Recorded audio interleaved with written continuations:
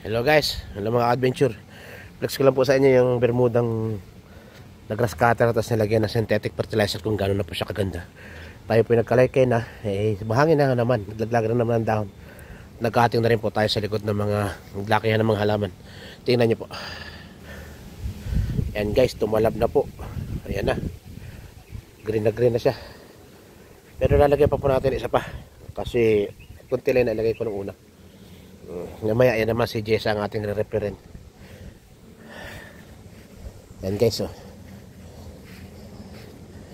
Malago na kasi, tapos siya natutumba na guyaba, no? Pinutol ko kasi para magsanga. Sa likod guys, ayan, oh, nilinis ko na rin para gumanda yung tanim natin yun. Hindi ako nakapunta kasi rito, kaya tingnan nyo guys yung malunggay, gumulang yung bunga. Kaya yan guys, oh. Ganda na, liwanag na. Ikot ko po kayo dito. Siguro sa kulong-kulong ko na ilalagay ito. Lago na sobre. Ito guys, ito nga pala guys, flex ko sa inyo. Ito po yung wild pipino, yung kinakain namin. Ayan po yung bunga niya. Pag hinog po itong ganito ay matamis. Tapos yung maliliit po niyan, ilalagay na suka. Parang istal ng pipino talaga. Tignan nyo guys yung tanim kong ano, lemon. Ang dami na naman bunga. Kailangan na itong abunuhan na naman. Nakanta ng init, hindi na didiligan, kaya ganyan eh. Ito may hinog na, pwede na yan. Pandayot. Ito nga pala guys, yung may mga UTI, yung may mga prostate, ito po nilalaga ang puno niyan guys. Iniinom. Tapos yung bulaklak niyan, kinakain po yan. Kasi po yan ay fiber. Ano po? Ito po yung kuan, tuba-tuba. Tumbong aso, sabi nila. Ayan, yung panghingkon sa hilot. Pila, ayan. Marami pong gamot yan. Pangkuanti sa kagat ng ahas, pampalo sa ahas. Ayaw ng ahas yan eh. Bala ko rin pumputulan itong gayubano. Tingnan nyo po, nasayang yung bunga ng malunggay, nagtigasan. Ito guys, oh. Pero kukain ko pa yung mga talbos niyan. Kahit hindi biyernes ngayon, ako'y magmumunggo. Ayan, yung tumbong aso. Okay, so tinan yung papaya na namatay na yung dulo, pinutol ko. Napakinabangan na naman, red lady yan. Shout out kay Jerry D. Guzman, yung binigay sa akin ni papa niya na golden. Ayan guys, 5 buwan. Wala, hindi pa nga nagtitila ko masyado eh. Tapos ito naman po yung ulila. Ayan, tira na ng bayawak. Ayan guys. Ito po mga ito guys, hindi ito damo. Kumapal lang. Yan po ay basil.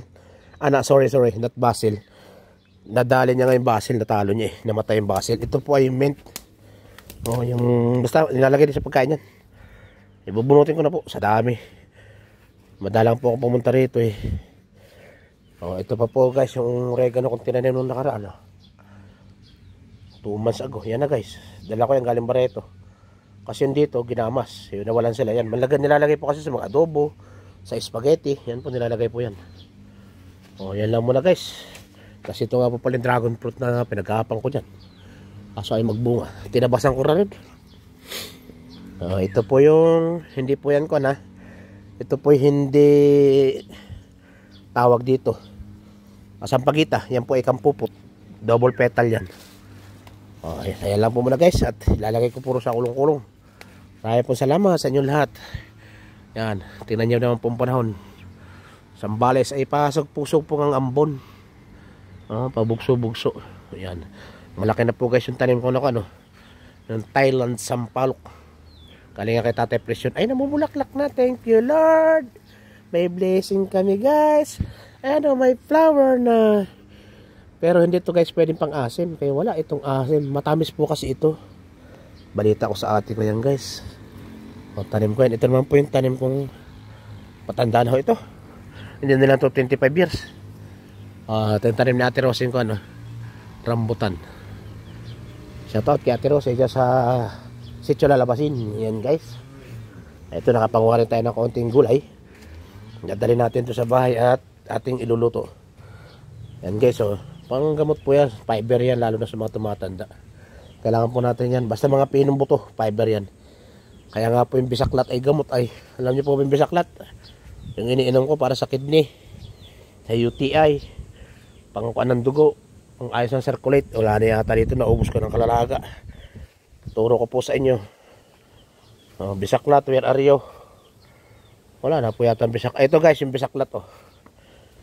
Bisaklat, ayan, or parang is, kasi nga po yung bukaka yan, kaya bisaklat kung tawagan na iba. Yan guys. Itong snake plant, maraming gamot yan guys. Search nyo na lang. Sasabihin nyo naman masyado ako nag-ano. Marami pong gamot yan, lalo na po sa mga agat ng ahas. So, pan naman po, bago madalas ako, ay malapatan lang yan. Yan lang muna guys. Hanggang dito lang po muna. Marami pong salamat. Tatrabaho muna si George.